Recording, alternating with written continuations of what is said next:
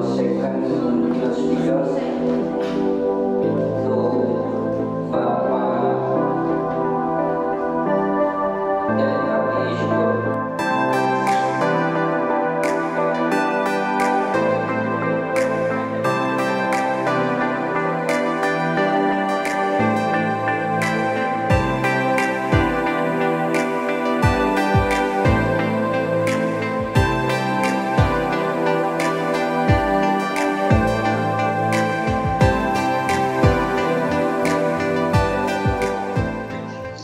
Oke, bismillahirrahmanirrahim. Assalamualaikum warahmatullahi wabarakatuh.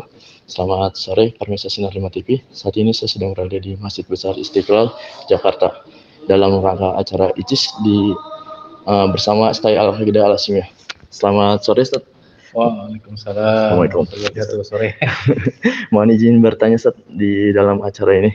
Yang pertama itu, apa langkah yang harus diubah dari generasi muda Islam Indonesia agar terhindar dari pengaruh buruk budaya luar? Langkah yang harus dilakukan yang pertama adalah mempelajari Islam dengan sebaik-baiknya. Jadi karena kita Muslim, maka kita harus belajar Islam sebaik-baiknya. Dari segi akidahnya seperti apa, syariah seperti apa, bagaimana kita bermuamalah dengan orang lain, itu perlu kita pelajari lagi. Jadi dengan pelajaran itu semakin dalam pengetahuan kita, diharapkan juga kearifan kita juga makin bagus. Nah, kalau kita udah punya itu, maka pengetahuan itu akan menjadi benteng dari berbagai kemungkinan hal-hal yang tidak benar, kira-kira begitu. Jadi itu yang harus dilakukan yang pertama. Yang kedua, kita juga perlu berjamaah. Berjamaah itu berarti kita perlu punya kelompok, perlu punya tim, perlu bergabung dengan berbagai aktivitas amal soleh ya di lingkungan terdekat atau di organisasi, di kampus atau di masyarakat, di mana aja pokoknya. Jadi bergabung dan melakukan berbagai kegiatan yang soleh. Dan yang ketiga adalah kita juga perlu mendakwahkan apa yang kita tahu, apa yang kita dengar, kita rasakan ya kepada publik. Jadi publik kita ini terutama di media sosial kan banyak sekali hal-hal yang bertentangan dengan agama kan, maka kita perlu menyebarkan Islam. Jadi jangan merasa ya udahlah ya tugas dakwah ini buat para ulama aja, para kiai, padahal sebenarnya itu kan seluruh kaum muslim itu berkewajiban untuk menyebarkan agama Islam. Yang kedua, bagaimana cara Islam bermasyarakat di tengah keanekaragaman Indonesia? Cara kita berislam adalah dengan cara kita menjalankan Islam sebaik-baiknya. Kalau berislam sebaik-baiknya itu kan berarti kita berada pada jalur yang wasatiyah, yang pertengahan. Pertengahan itu maksudnya dia di tengah-tengah antara jalan yang terlalu keras sama jalan yang terlalu memudah-mudahkan. Kan ada orang yang terlalu keras, ada terlalu memudah-mudahkan. Nah, kita harus berjalan di jalan yang pertengahan. Pertengahan itu berarti kita meyakini Islam sebagai agama yang benar, kemudian kita juga berinteraksi dengan masyarakat, apapun agamanya, apapun sukunya, apapun latar belakangnya, kita berinteraksi dengan sebaik-baiknya. Sebagai contoh, kita punya tetangga nih, mau dia agama apapun, tetap kita harus berbuat baik pada tetangga. Misalnya Nabi mencontohkan, kalau kita punya bikin sayur, maka sayurnya itu bisa diperbanyak kuahnya, dan kuahnya itu bisa diperbanyak, dan begitu maka kita bisa memberikan kepada tetangga kita lebih banyak. Itu kan bagian dari akhlak Islam. Jadi dengan begitu akan muncul saling percaya, akan muncul saling ridho, akan muncul juga saling berkolaborasi, bersinergi, saling mendukung antar anggota masyarakat. Inna akramakum indallahi atqakum innallaha alimul khabir. This is from Al-Hujurat ayat 13. Continue to another slide. The first subject here about culture, I will discuss about culture. Culture in anthropological perspective, we know that culture is that complex whole which includes knowledge. So if we talk about culture, we must to discuss about knowledge, what people know about something, what people know about belief also, belief to God, belief to something that belief to sacred, God to sacred and something holy in human belief. Arts, moral, law, custom, and also other capabilities and habits acquired by man as a member of society. So culture is something that integrated in human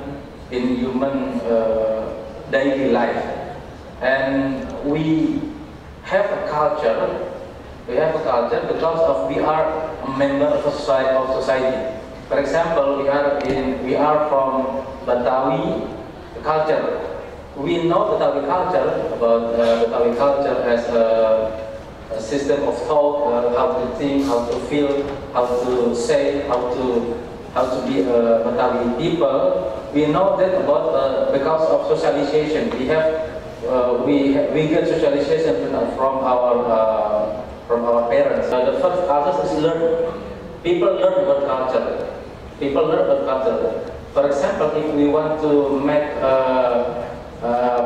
wasatiyah to Islam as a paradigm from the beginning, from children, we must to learn. We must to make a socialization from the early age of the human being here. So culture is learned, and also culture is symbolic. Culture is symbolic. If we say that we are Sundanese or we are Japanese, we have a symbol. For example, wayang. If we go to Japanese house, we can see in the wall, that is wayang or something like that. Jadi dan jaringan dia juga banyak. Jadi Islam itu juga menjadi faktor yang membuat kenapa kita di Indonesia bisa bersatu. Selain itu juga karena kita punya karakter yang namanya karakter gotong royong. Nah inilah yang dari dulu sampai sekarang kan gotong royong ini kita kembangkan sampai pada misalnya penentuan ideologi negara, kita pakai Pancasila yang tadi disebut Prof. Dede ya. Tadi dari kalangan Katolik, kemudian dari Islam dan sebagainya. Kenapa mau bersatu? Itu karena kita punya karakter gotong royong. Gotong royong, karakter terbuka, dan termasuk satu lagi yang cukup penting adalah karakter dialog. Dialog inilah yang dulu kemudian dikembangkan oleh Pak Hasyim Muzadi almarhum untuk berbagai konferensi dialog ya dulu, terutama pasca 9/11. Jadi 9/11 Indonesia dihantam di mana-mana, maka salah satu cara adalah interfaith dialog. Interfaith dialog dikembangkan di mana-mana. Kemudian di masa Pak Hasan Wirayuda sebagai Menlu itu juga dikembangkan interfaith dialog di mana-mana. Tujuannya apa? Karena tujuannya adalah untuk meningkatkan tadi itu awareness-nya dengan dialog, dan dialog ini penting banget. Nah termasuk juga yang diadakan di Australia Indonesia Muslim Action Program yang sekarang Mas Rawan menjadi direkturnya, itu juga dengan dialog. Kita berkunjung ke sinagog ke masjid, ke gereja dan lain sebagainya. Jadi saya kira itu beberapa hal yang membuat kenapa kita bersatu, sehingga kemudian bangunan keindonesiaan kita bisa seperti sekarang, saling menghormati, saling bertoleransi, saling menghargai dan lain sebagainya. Saya kira itu Bang. Bismillahirrahmanirrahim. Assalamualaikum warahmatullahi wabarakatuh. Selamat sore, kita sedang berada di Masjid Istiqlal dengan Prof. Dede Rosada. Oke. Pada momentum kali ini kita sedang ada acara besar International Conference of Study Islam, Stay Al-Aqidah. Selamat sore, Prof. Selamat sore. Izin bertanya, Prof. Boleh. Untuk pada momentum ini, sejauh apa sih batas kita sebagai Muslim dalam konsep keberagaman? Kalau soal keberagaman gini, bahwa kita ini kan saat ini realitasnya kita beragama. Di Indonesia ini, di bangsa ini ada Kristen, ada Katolik, ada Hindu, Buddha, sampai Islam. Sebenarnya kalau muncul kan gitu kan. Kan tidak mungkin dalam berbangsa ini kita kemudian membuat garis batas. Karena kita harus berkolaborasi supaya sama anak bangsa. Nah kalau kita membatasi antara yang berbeda agama ini karena hanya berbeda agama, maka bangsa akan rugi gitu kan. Bangsa akan rugi kenapa? Karena kemudian kolaborasi itu kerjaan itu tidak akan produktif karena semua keadaan itu bisa berada di mana-mana. Itu yang maksudnya. Dengan demikian sebenarnya uniqueness dari masing-masing agama itu ada pada masing-masing agama, ajarannya masing-masing itu berbeda. Tidak bisa kita pungkiri, itu berbeda. Cara ibadahnya berbeda, sistem keyakinannya berbeda. Tetapi ketika berbangsa kita sama-sama satu bangsa, dan kita harus berkolaborasi dan sebagai sesama bangsa. Karena kalau kita tidak berkolaborasi, Indonesia akan merasa rugi. Kenapa? Karena ada orang yang tidak mau bekerja sama hanya karena beda agama. Kalau satu orang pengen investasi, ada perusahaan pengen bikin usaha, ada pelamar, seorang pemiliknya Muslim, lamarnya seorang Katolik, bilang you are rejected because you are Catholic. Berarti kita butuhkan kalian dia. Karena anda kami tolak, kenapa anda Katolik, itu kan menjadi rugi. Kenapa? Karena kita butuh tenaga dia, karena kita butuh kalian dia. Itu kayak gitu seperti. Jadi dengan demikian maka dalam konteks berbangsa, bernegara, bersosial, bermasyarakat kita bersama-sama. Yang dijaga perbedaan diri masing-masing ya masing-masing itu. Independen kan dia sebagai seorang Muslim yang beribadah di masjid, seorang Katolik beribadah di katedral di gereja, seorang Kristen beribadah di gereja. Nah, ketika kita berbangsa, kita harus bersatu. Maka kemudian studi Islam ini ketika menghadapi keragaman bukan menolak keragaman, bukan menstigma keragaman atau mereject keragaman, tapi kita bersatu dalam keragaman gitu untuk kebangsaan dan kenegaraan ini. Mau begitu? Ya harus mau, kalau enggak bikin negara baru. Capek kan? Gak ada tenaga, kita bikin negara baru kan pasti kan? Toh kita dari negara Katolik sholat bisa, zakat itu dalam negara, haji itu dalam negara. Jadi persoalan sekarang lagi ramai karena kenaikan kenaikan OEDA ya persoalannya, tapi bahwa negara betul-betul hadir untuk melayani rakyat untuk melaksanakan agama. Intinya dari Pak Harapan mengatakan kalau kita ingin ke surga dari melalui Indonesia bisa. Sekali lagi, kalau kita mau masuk ke surga melalui Indonesia bisa, tidak harus melalui Saudi Arabia. Untuk saran dan langkahnya bagi generasi muda menyikapi tema yang kita angkat, yaitu peluang dan tantangan studi Islam dalam Indonesia yang beragama. Gini, jadi bagi sebenarnya saran saya bagi para penolak pendidikan tinggi yang nolak studi Islam, maka tolong mahasiswa-mahasiswa yang sedang kuliah di studi Islam itu mereka diberikan kuliah yang komprehensif tentang studi Islamnya, tentang core studi Islam dia, makanya core studi Islam tentang akidah, filsafat, belajar dengan baik ada filsafat itu gitu. Belajar dengan baik itu objektif aja gitu, tapi kemudian jangan merugikan dia di akhir ketika dia akan selesai. Ketika dia selesai harus punya skill kan. Anda sebagai reporter kan punya skill, Anda berlatih juga. Anda sebagai kameraman kan juga Anda berlatih juga. Nah yang kayak ini harus dilatih, walaupun memang skillnya mungkin tidak sophisticated, tapi harus dilatih gitu. Harus pernah berlatih. Makanya gitu ini jangan kemudian di mahasiswa itu dibiarkan tidak terlatih demikian. Ada yang bisa berlatih dengan dirinya sendiri, dengan kreativitasnya bisa ketemu skill dia dan keterampilan dia. Tapi ada yang tidak demikian, yang tidak menemukan itu, itulah kewajiban pimpinan universitas atau perguruan tinggi itu harus hadir mendampingi dia supaya dia benar menemukan skillnya. Satu lagi, peluang dan tantangan studi Islam dalam keberagamaan dan kemanusiaan. Saya mencoba untuk menggambarkan secara sederhana saja, nggak terlalu muluk-muluk dari apa yang akan kita bahas. Jadi sederhana ini melihat dari aspek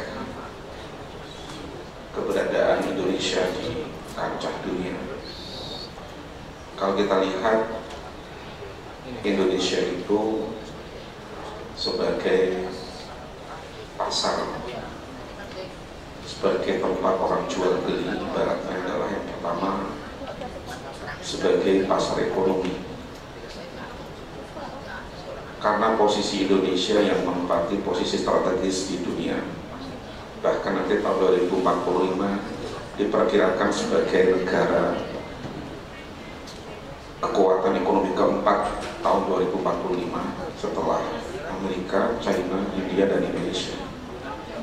Tentu dengan keberadaan Indonesia yang sangat strategis ini menjadi tempat perebutan pasar ekonomi yang luar biasa, yang tentu saja akan mempengaruhi terhadap berbagai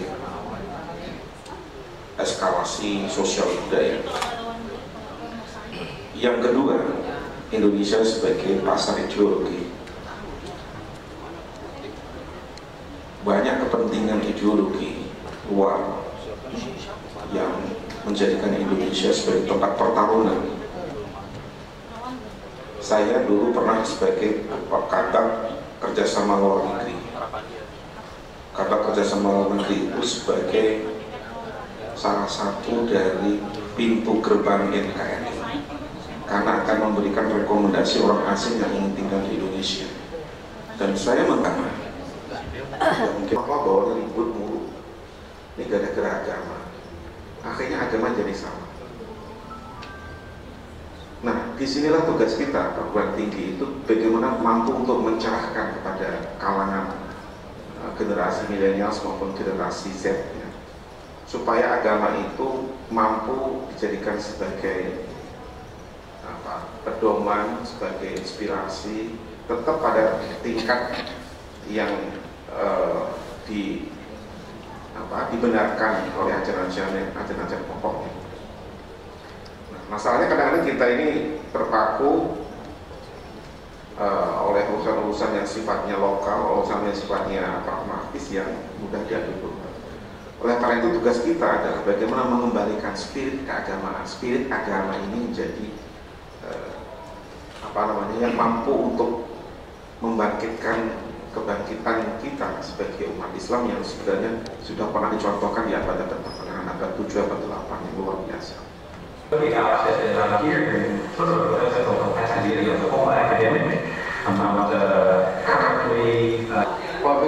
Poin dari Islamic Studies itu tentu adalah ada substansi, ya, tidak hanya kita bicara tentang legalitas, tapi substansinya apa yang kita akan bicarakan. Maka dalam hal ini perkenankan izinkan saya untuk mencoba melihat salah satu di antara poin-poin dari Islamic Studies itu, yaitu kajian kitab Turas.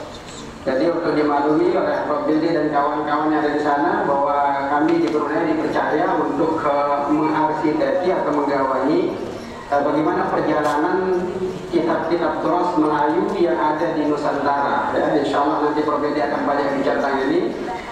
Mudah-mudahan ada waktu kita akan undang ke Brunei untuk seminar, insya Allah.